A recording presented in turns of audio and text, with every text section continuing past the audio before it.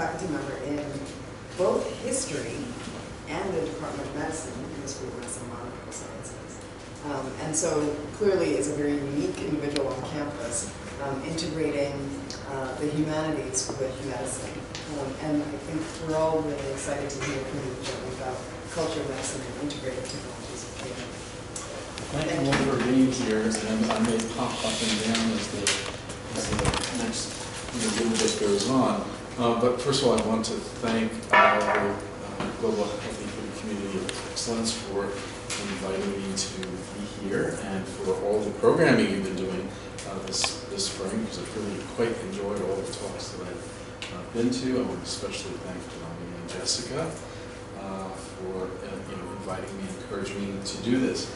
And so I'd like to just get right into this, and I'm going to start with a couple of slides that will be familiar to those of you who have seen other presentations about the community or read some of its literature, and I have to thank Jessica and Kalani again for providing this. So let me start here, and here this may be familiar to all of you, but the reason I wanted to start with this is that I think what it does is it suggests a model for approaching issues having to do with health, and particularly in this case with global health equity, a model which involves partnership between the health sciences and so-called apex disciplines to address specific problems, whatever those problems may be identified as.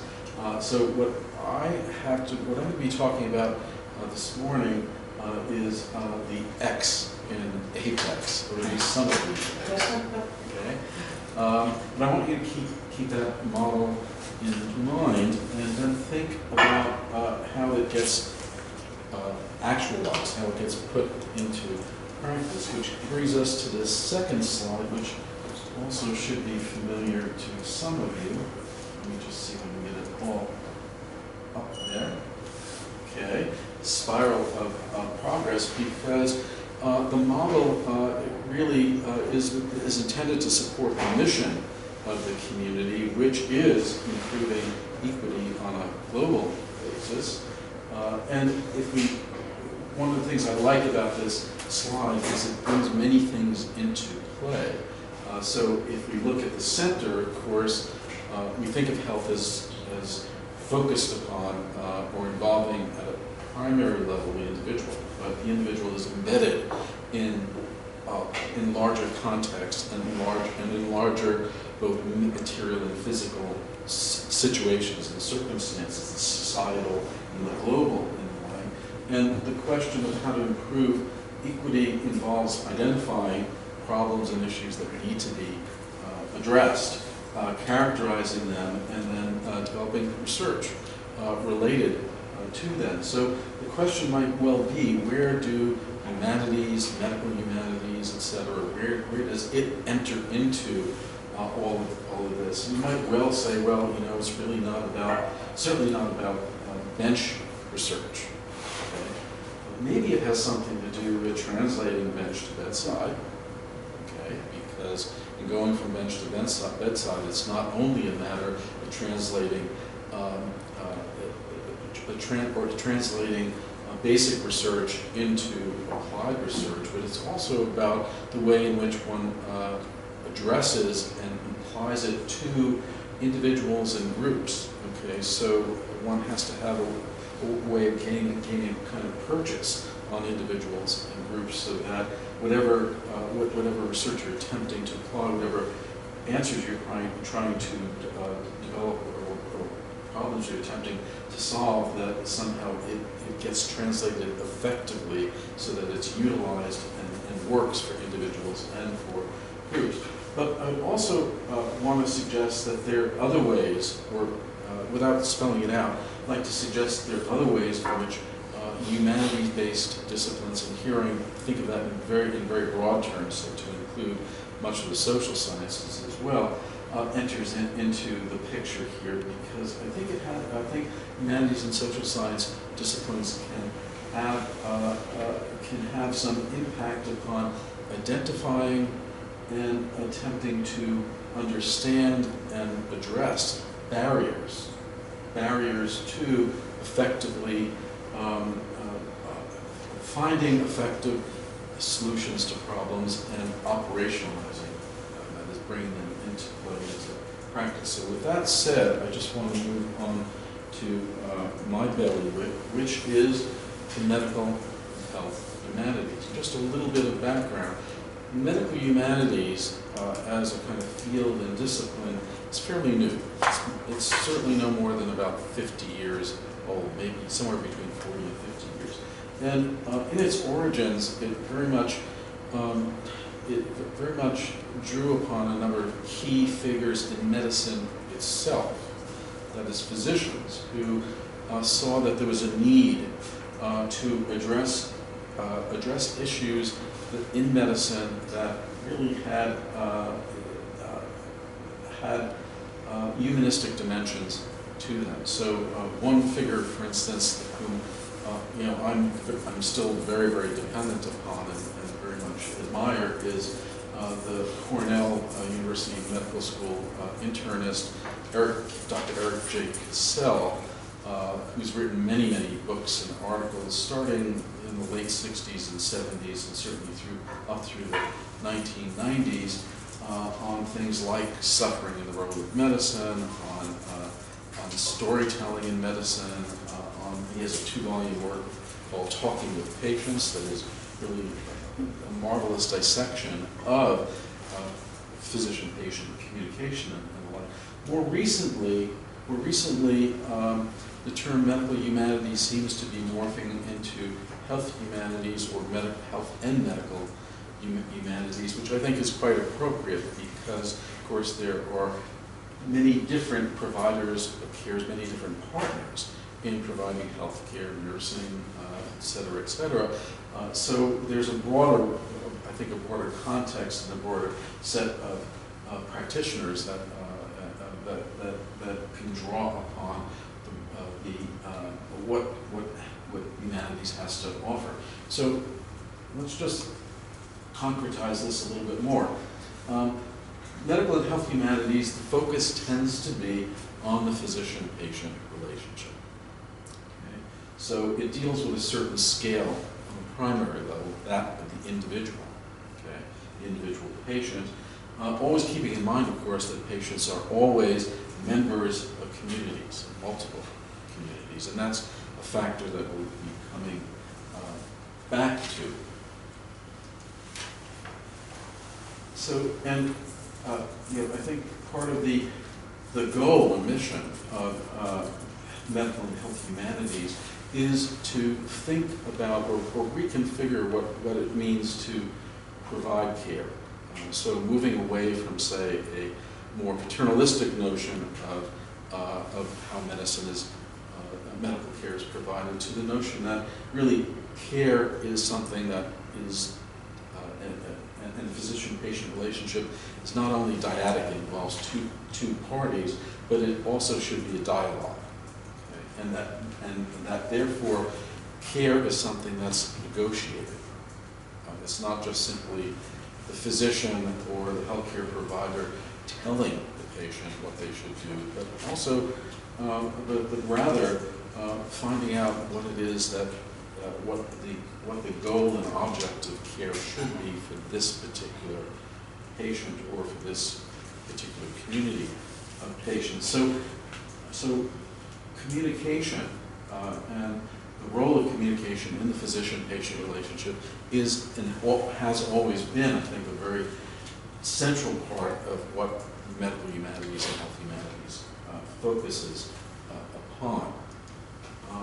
And to operationalize this, to really get to what is needed in terms of negotiating care and to really develop a kind of effective form of communication with patients, becomes essential to focus on understanding the needs of patients, their context, and also barriers to care. And these can be many things. We'll come back to this.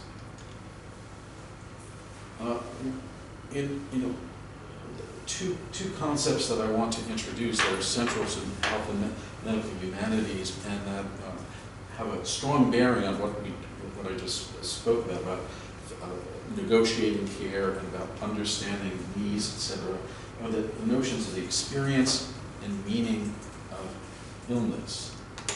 So, what we need to be interested, I think, is both how the experience and meaning of illness varies for individual patients and why it varies. Again, we'll come back to this. I could stop and illustrate that right now, but I don't want to do that at this moment. But just know that there are multiple ways in which patients experience illness. Even the very same illness can be experienced in very different ways, have very different meanings for individual patients. So what we need to be interested in are the factors that affect patients' experiences. And these can be things like patients' beliefs and understandings. Okay. Any idea what that means? What kinds of beliefs or understandings might affect the patient's experience? How one gets sick. How one gets sick, okay. We all carry with us, I think, whether we're consciously aware of it or not, we all carry with us, in a sense, our own personal models of what it is to be sick and how one gets sick. And those are often not the same as a nurse or a physician might have. Okay? And if you don't know that when you're attempting to communicate with patients and negotiating care, there can be just wildly divergent perspectives, and one can quickly reach an impasse. So patients' beliefs and understanding are very important. The patient's past history can be very important as well. And again, we'll come back to this. Social context, networks, and supports that surround the patient are also very important to in effect, the patient's experience of an illness and also the meaning of illness. And I think this should be obvious. Obviously, it makes a great deal of difference if someone who's experienced some sort of trauma has social support and networks, as opposed to those who do not. Okay? Or those, some networks may be more or less adequate than others. That has a tremendous effect on the experience, but also the meaning of the illness. So if someone who experiences a trauma and is almost totally without support may feel vulnerabilities that someone else does not. And so the meaning of that illness to them may be much more catastrophic and consequential than it might be for someone else. And well, I've sort of jumped the gun because we're talking about the vulnerabilities and threats. There are all kinds of personal, social, economic, and other vulnerabilities that people can experience or be fearful of that will affect the experience and meaning of illness. Again, we're going to come back to many of these issues, but what I wanted to do is to focus on some keys to negotiating care and then also some methods for addressing this. So again, the key is to understanding patients' needs, contexts, and barriers, all of the things, including from the perspective of understanding the patient's experience and the meaning of illness to them, which involves all of these things, needs, contexts, and barriers. So I think a key to negotiating care is eliciting the patient's understanding. Why are they sick? How do they think that they're sick? How do they understand the way in which their bodies work? Among other things, those are not the only kinds of understandings needed to be elicited. Uncovering the barriers that are in place for specific patients. So if you have a patient who is refusing a procedure or refusing, let's say, a transfusion, something like that, you need to know what the barrier is. Why are they refusing? And it may well be something that you're completely unaware of and had not anticipated, but uncovering what those barriers are essential to negotiating care. So how do you do this? Well, what I wanted to suggest, and something that's become really central to medical and health humanities, is the notion of narrative medicine. And I mentioned Dr. Eric J. Cassell from Cornell earlier on. He is certainly one of the pioneers in stressing the importance of narratives, stories that surround the patient and make sense to themselves of what it is that they're experiencing, that also affect what it is that they hope to get out of a medical encounter, or more generally from medical care of one sort or another.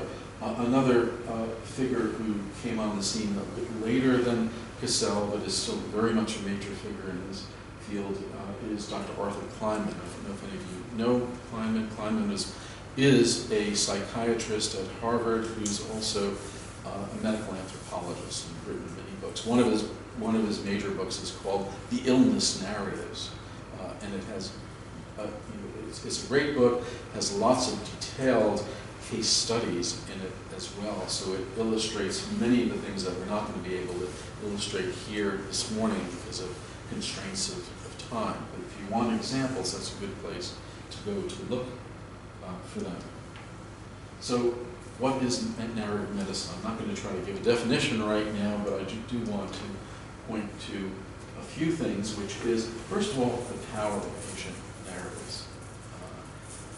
Again, patients carry with them stories about their own lives, about who they are, their identity, their trajectory in life. And often these are implicit.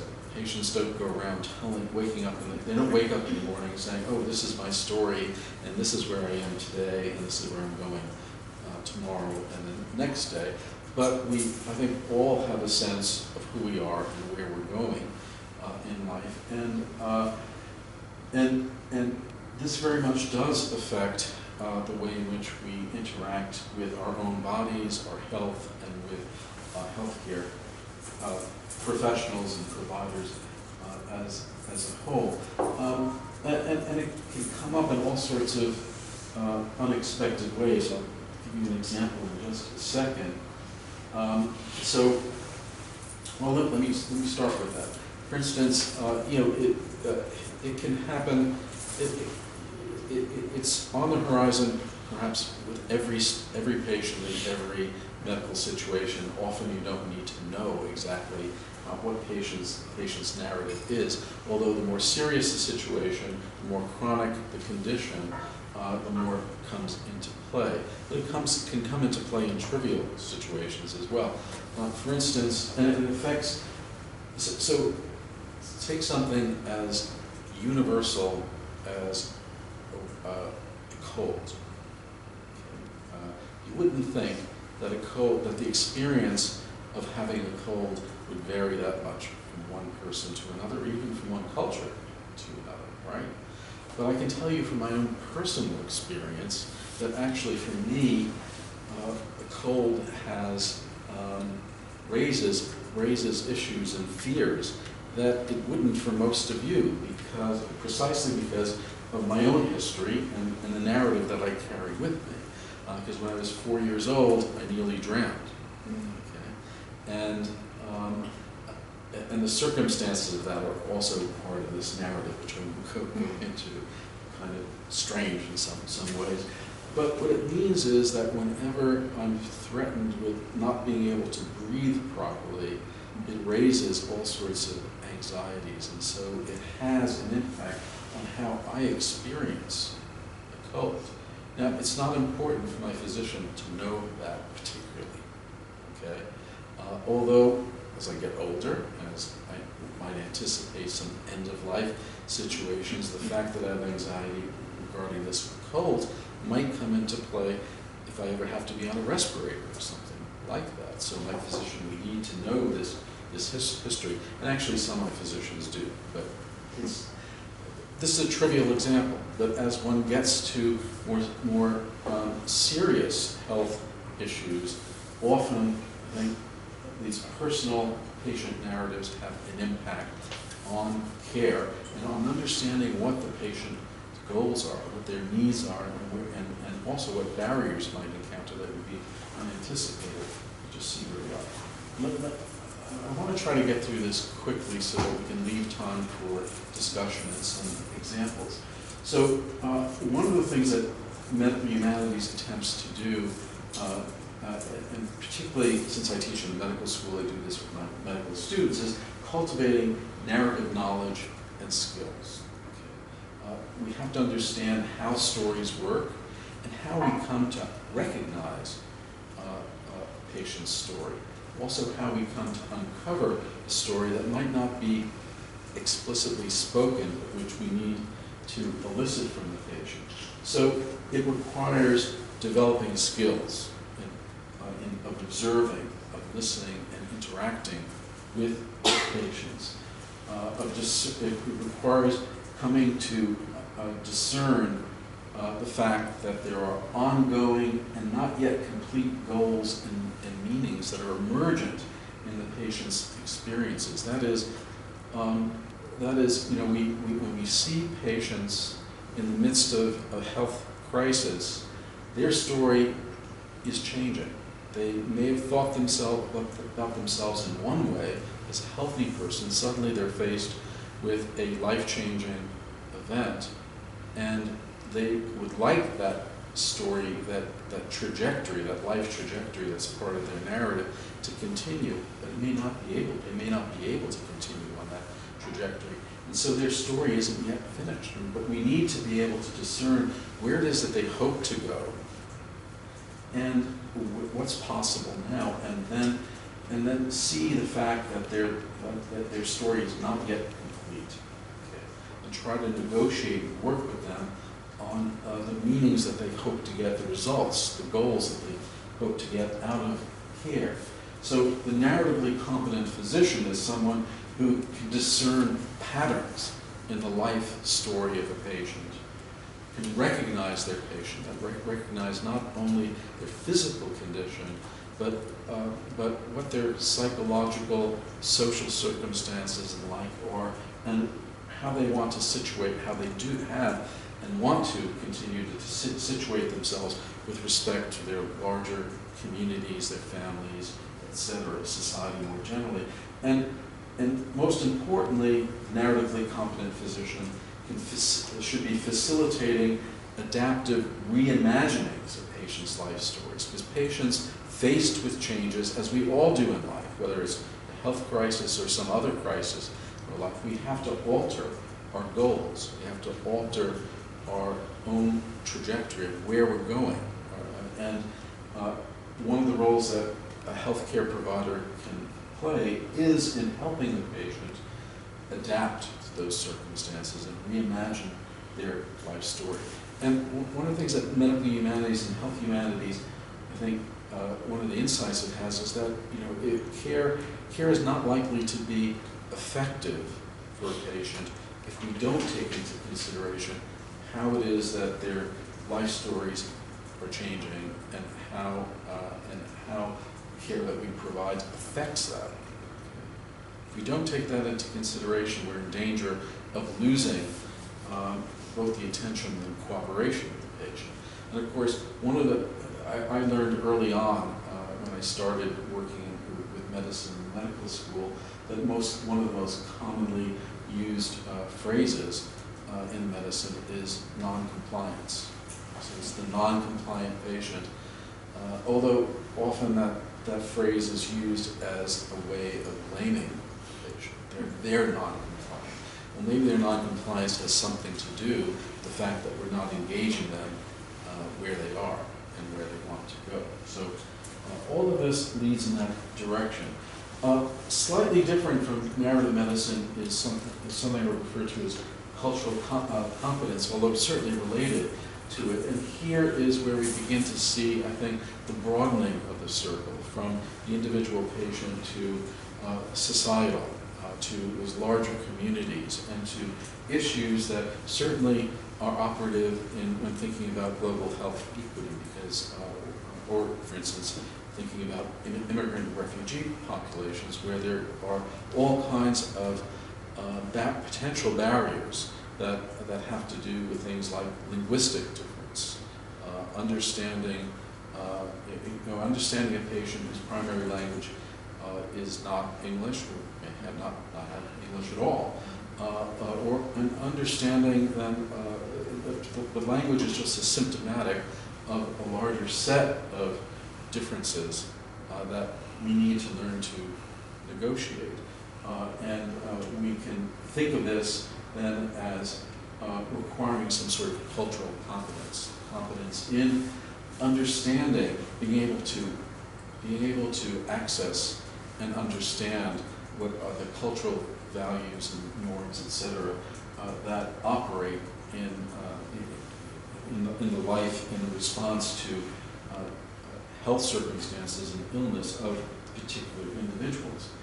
So again, as noted earlier, patients are members of multiple communities.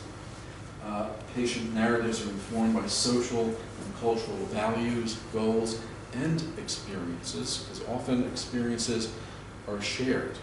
Because patients' experience of,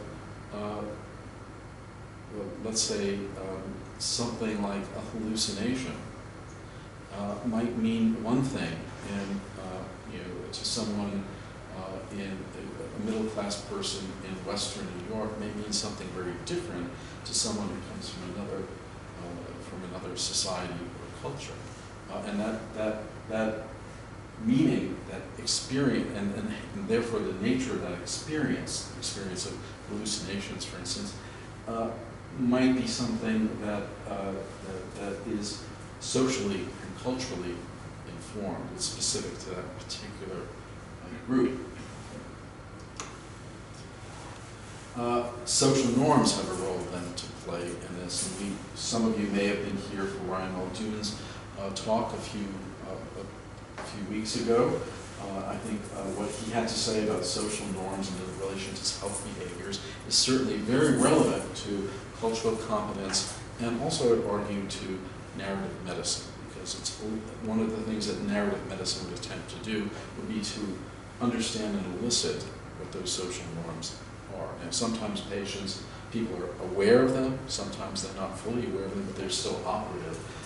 In uncovering those social norms and how they affect patients' behaviors, I think is part of our job as well. So one of the questions that's raised, though, is what are the roles and limits of what is the role and limit of narrative medicine? And here I want to then shift to, and this is basically going to be the last component of my talk. I want to shift to something else, which is something that's been called structural competency. And here I'm referring to a recent article by Jonathan Metzl, who is a MD and also a PhD in history of medicine at Vanderbilt University. And this article that he co-authored called Structural Competency, Theorizing in Medical Engagement with Stigma and Inequality.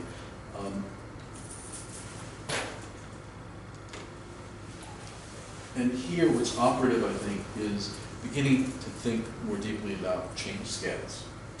Because we have not only the individual, and not only the individual in relation to the immediate communities to which the individual belongs, but also to the larger societies, cultures, institutions, nations, and even the global. And as one moves through those different scales, there are various structures that come into play that have an effect on patients' health, and also their access and utilization of health care.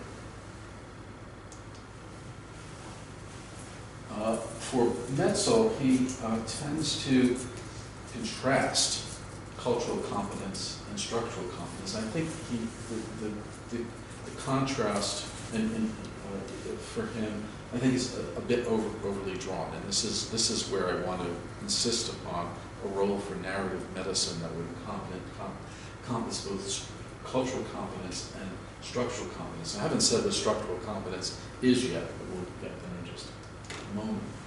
So part of it has to do with moving from illness as cultural expression. Okay.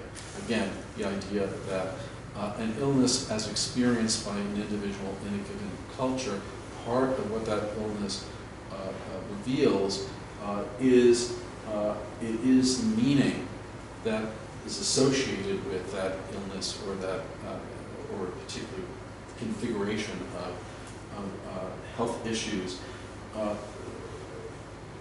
The meaning that's associated with it, and I can give an example in a moment. So moving from illness as a cultural expression to the invisibility of societal barriers to health and to health equity. So what do we mean by societal barriers? What do I mean by societal barriers and their visibility? Well, the point is that, and I think this is a point for Metzel as well, is that frequently when we're interacting with patients, and whether or not they're from different cultures, they might just be from different socioeconomic, have a different socioeconomic status than the provider, whatever, that frequently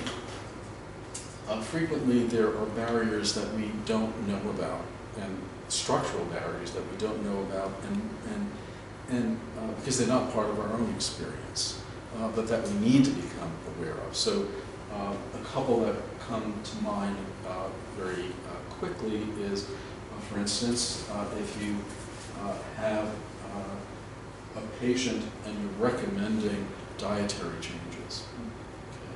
Well, you may or may not be aware that there's an invisible barrier which has to do with the availability of food sources, okay, or economic constraints that affect what they can or cannot purchase. I remember quite a few years ago I taught, there used to be an option, there used to be that third-year medical students at various points in their year had a week in between rotations when they would take these selective courses or elective courses. I remember teaching one a few times, a few years in a row, intensive 5-day course, pretty much all day, just doing various exercises. One of the things I used to do is that I had worked with family medicine and was able to get from them videotapes of residents doing examinations and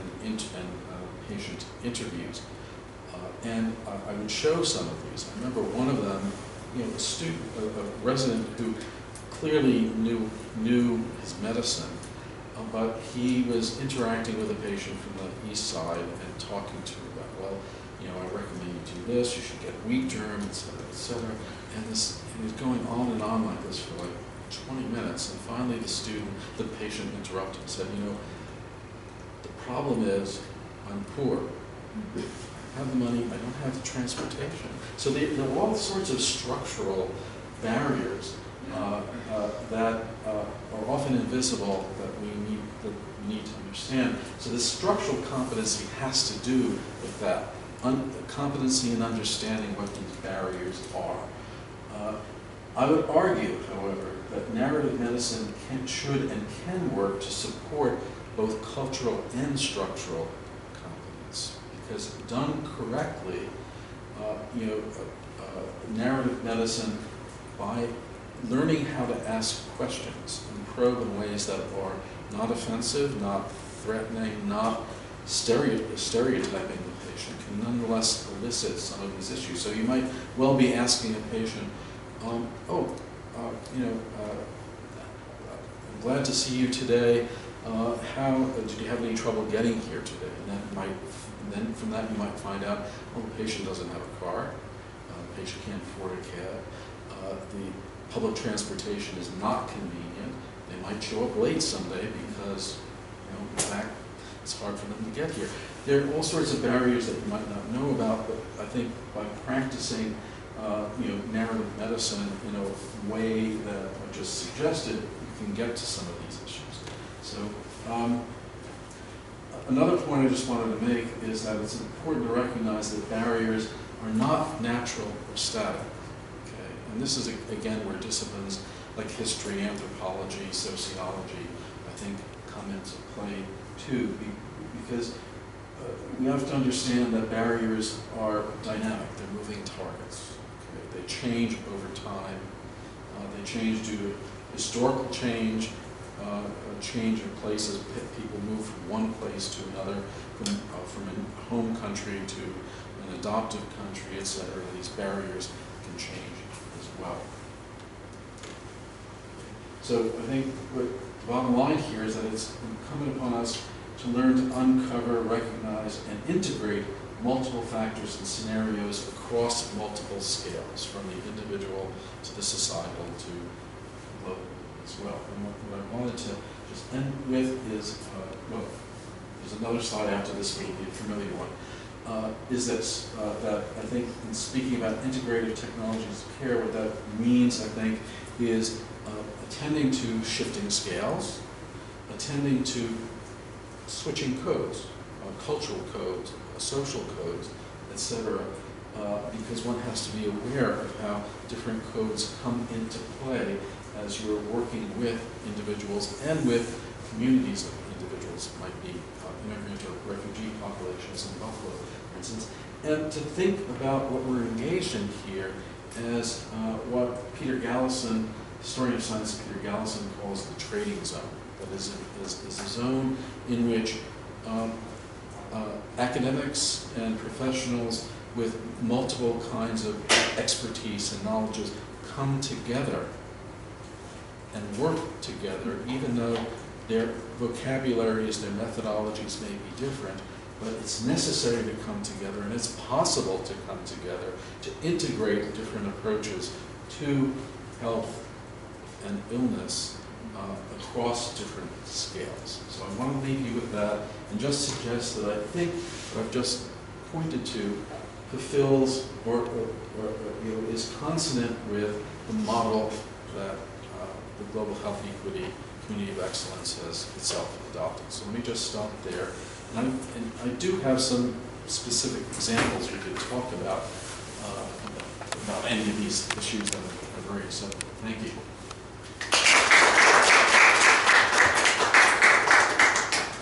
Sorry for having gone on a little longer with issues. Jim, I think this, we've had conversations where that this speaks to my heart a lot, and really is why I got into medicine and then why I went into public health. Because I think at the core, both medicine, all of the clinical professions and public health are compassion-based. And that's what drives so many of us who are in clinical fields. And I think that as I look at this opportunity for narrative medicine to cover such a broad range of issues, I also am reminded of the challenges of clinical care, which I've been out of, but I recognize continue, which is very short time frames in which to address a whole host of increasingly challenging issues for patient care here in the States, but also globally, where, in many health facilities, providers are taking care of 100 patients a day, not even 30, 100, 150, and it's like a pace that is just beyond belief, right? So I think that so on the one hand, I like the idea of narrative medicine, but I worry that it's idealistic, and that it would be great for clinicians to take into account what might be driving this particular challenge I'm facing with this particular patient at this moment. But it may not allow for all of the generalities of exploring that person's entire structure, right? On the other hand, I think that as clinicians, that supporting clinicians to become more public health oriented and prevention minded would get at a lot of this. So helping physicians who are working in a high obesity area that is also incredibly impoverished to understand the structural barriers to healthful eating, to physical activity, safety issues in the community, all of those things, sort of across the population, if clinicians could become more and more aware of that, I think that would help, in addition to what they can do one-on-one as clinical providers. And I think that that's really important. I couldn't agree with you more, and this is something I talk with my students about a lot, because of course, what described here in a sense is the ideal situation. The ideal case would have infinite time to do this. I have to say, you know, that example of the videotape that I mentioned, that was a videotape that went on for like 50 minutes, and there was just so much wasted time in it. There were lots of time when the resident wasn't even talking to the patient. Now, most encounters aren't that long, obviously, but part of it is efficiency. It's figuring out how you're going to operate and ask questions in the course of doing other things. So it's learning how to multitask is one thing. But that said, even that, and doing that well and efficiently, is a luxury in many cases. Certainly the cases that you were describing, working in parts of the world where you're seeing hundreds of patients, et cetera, that is just not possible. So what do we just throw up our hands in the face of that and say, well, I'm not going to do this?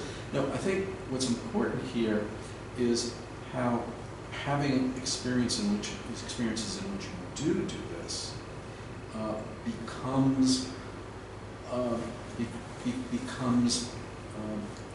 kind of formative and even exemplary experience that allows you to then become aware of and sensitized to the kinds of issues that you might find, even if you're not able to explore it with every individual patient.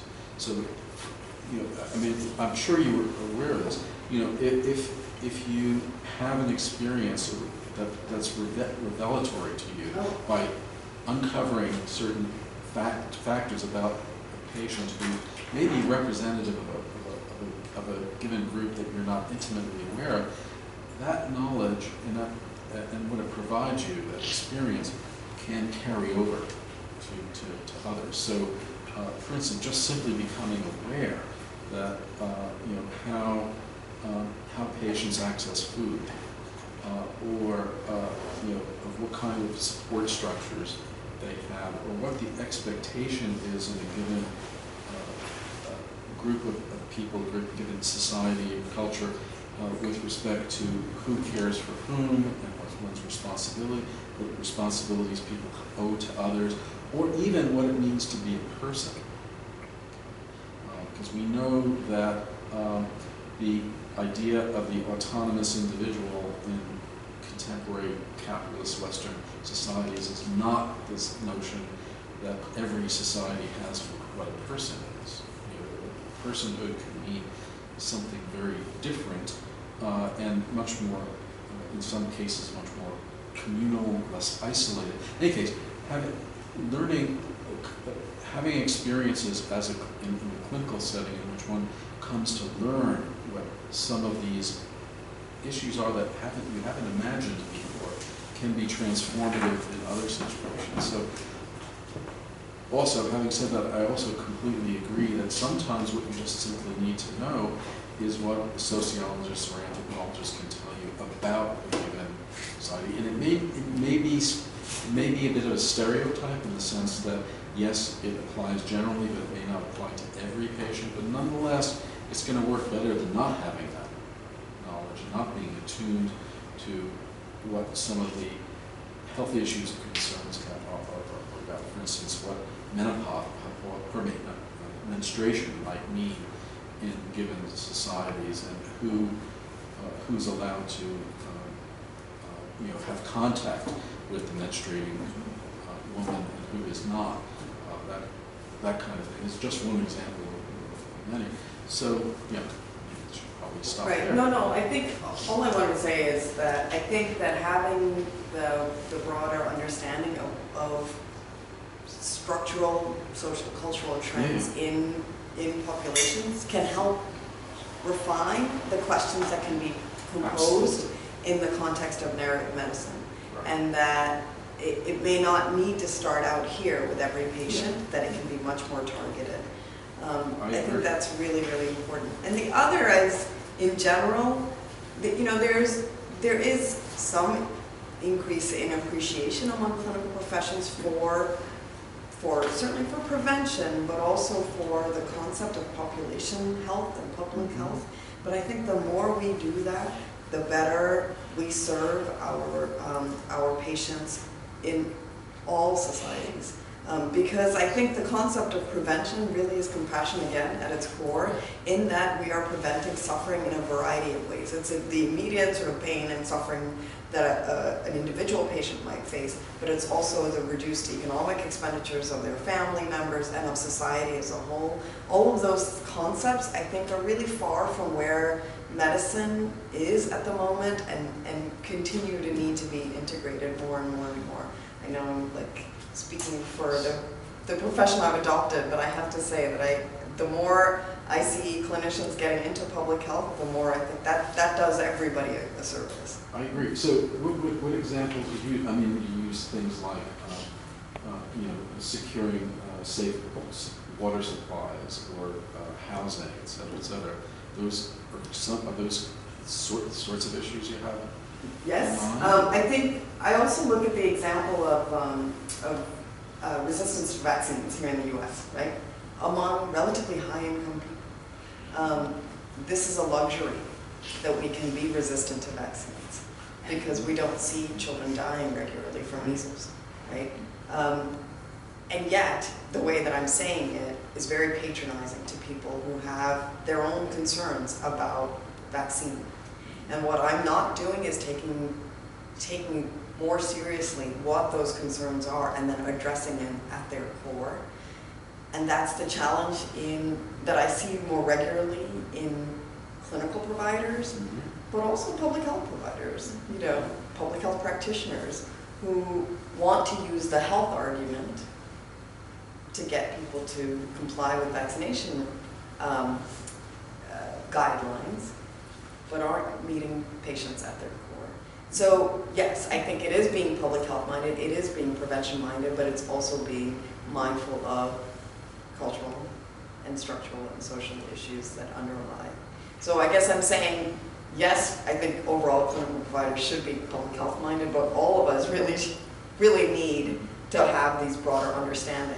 And the more I work with qualitative researchers, the more I have an appreciation for the role of narrative from individuals, even small samples. I used to, as a quantitative person, as an epidemiologist, I used to look at qualitative research where like the ends would be of 12 or 14 and say, come on, what are we supposed to make of that? And now the depth of information and the richness of information that can really inform what we do, you know, it is really robust and meaningful, and I think the more we get into that across all of these disciplines, the better.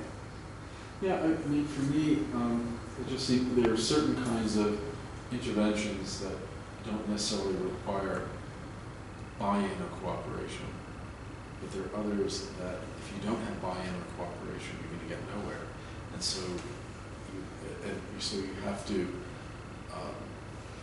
balance, you know, developing interventions that on paper or in theory or in terms of the science really seem like, well, this is the way to go, with how do you get people to adopt that? And that's, I think, where some of this qualitative and narrative approaches can be important. You asked for an example, I'd be happy to give one. So I've worked on diarrhea treatment in young children in Kenya and elsewhere. It's an important problem because diarrhea is a leading cause of death in young children. Less and less now, but it continues to be, you know, to kill 500,000 to 600,000 children every year. So it's a big preventable problem.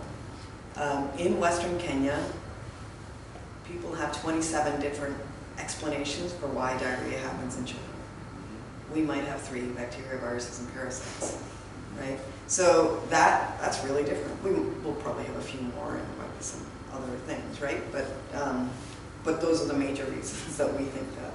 So when you have 27 different explanations, among which include witchcraft and, you know, evil humors and other things, meeting them with, you need to rehydrate and you need to give food, don't always meet them where they are. Right. And so, but clinicians are ready to dismiss patients, right? And their parents or caregivers, which is an important barrier. Now, are we going to ask every clinician to talk about the 27 ways diarrhea happens and the 15 ways respiratory infections happen and why this child has malaria and all these other, it's a huge challenge. And this is what we face globally. But if clinicians had a greater sensitivity to it, if they had an understanding of what were prevalent causal explanations in those local communities and could have a way to meet those, that would be informative, I think. That would be potentially meaningful. Right. Yeah, and I think part of it is if you're sensing resistance, and it's important to overcome that resistance, simple questions like, what do you think is happening to you, and what do you hope to happen, or what do you fear? A few questions like that might cut to the chase quickly enough. But I agree, you can't do that with everyone, and especially if you're dealing with massive numbers in a crisis situation. First, you have to triage, and of course, the first thing is to get done what's necessary and essential, and worry about long-term impact down the road. Just to further expand and maybe give like one anecdotal example. Right after the Vietnam War, there were like lots of Hmong refugees coming in, and I think one family had a daughter that went into seizure, and they refused to get a daughter to the hospital because they deemed it as divine intervention. Given what we know now, how would that situation have played out? As being culturally aware of what the Hmong community believe and the need for Western medicine and public health. In, I think, Minnesota, I think it was. Yeah, I forget where, I thought it was California. But maybe California. Lots of them professors. Does everyone know this book? It's the spirit, the spirit something or other, and I forget the exact title. But it's a very interesting, troubling case, actually. And it is a case where one of the fundamental failures was to perceive what it meant to be a person. So that notion of personhood was very much connected to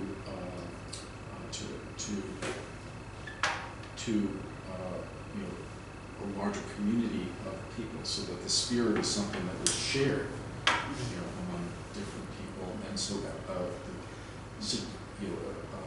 an epileptic fit was understood as something very different because of notions of spirits in relation to persons, and what was happening to the person. The conceptualization was that the spirit was leaving the person and wandering around, and that's what causes the seizure. And I think the greater and more dramatic the cultural differences are, the more difficult it is to get a handle on this. And one can certainly understand how the physicians in this case were not really equipped to understand. Now, could they have done something? Well, if they, for instance, if they knew Arthur Kleinman's work, because Kleinman is a psychiatrist and anthropologist who works on issues very much like this, they might have found that he has a series of questions that he suggests asking that would get to issues of what it is, what are the health beliefs, or what are the beliefs about the body that individuals or a group might have, might have helped. Of course, it's always possible that would have elicited, might not have elicited a response, because you don't know how individuals would respond to probing questions like that. Some might be open to answering, others not. I agree that that's the sort of it's a sort of problem that that can be very intractable and can be very frustrating to caregivers, to practitioners. I remember I read that book a couple of times. Once was when I spent a year at the University of Utah and was invited to a monthly sort of medical humanities discussion that a group of doctors had, and they would invite people in to, we would read books. This is one of the books we read, but they also invited people in, and they actually had someone from the monk community come and talk to us about this. It was really very revealing. Yeah, there are all sorts of things that one can't anticipate.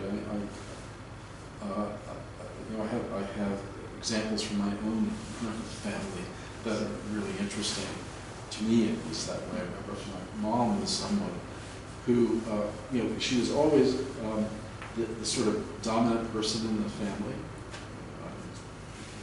My father was more retiring, except that it turned out that when my father died, when my mother was still in her 50s, it turned out that actually she was so dependent upon him that her sense of her dominance, sort of, that persona changed a lot, and it revealed, what it did is it revealed certain vulnerabilities, certain traumas that she had experienced as a child, that tended to make her fearful. So she had some medical episodes, and she was somewhat thrown by them and the like. So when she got ill, she got a diagnosis of cancer very late, and I fully expected that she was going to have a difficult death, that this was going to be devastating to her and to her sense of identity and the like. And it turned out I was completely wrong. That in the last 6 weeks of her life, she was cheerful. She was supportive of all the rest of us. She was the one who, sort of orchestrated her own dying and carried us along with her. And to me, this was completely unexpected until after she died. What happened was, going through her pocketbook and uncovered this little compact, at which you opened it up and there was this diaphanous material in it, a membrane. And I asked my aunt, who was her older sister, what this was, and she said, "Oh, no, that's the cowl." Does anybody know what the cowl is? Well, it's the amniotic sac, okay, the dried amniotic sac. My mother was born in Sicily, and babies who are born with the cowl are considered to be blessed and fortunate. So this had been preserved, and she had carried this with her entire life. And so she actually thought of herself as someone who was blessed and fortunate. That combined with what my aunt also told me, which is the story about how when she was newly married, and I hadn't yet been born, I was the firstborn, in Brooklyn, she went to a fortune teller. And this fortune teller told her 3 things, one of which I don't remember. But one was that her son would be a doctor, which turned out to be true, but not in the way that she thought. And the third thing was that she would die when she was 83 years old. And when she got the news of her cancer and that she was dying, she was in her 83rd year. So these factors put together meant that her experience of dying and the meaning that it had was completely unanticipated by someone who was very close to her, and indeed by all of her children, but it was absolutely formative of her experience. Now, I don't imagine that we would be eliciting that detail of information from all our patients, but the point of it is simply that one cannot guess what is in patients' minds and how they react to things. And sometimes it's important to know, what's going on in their minds, because it will affect how you, it affects what they're seeking, what their goals are, and also how you might care for them. It affects how you negotiate, or what care you do negotiate. So. Here, here.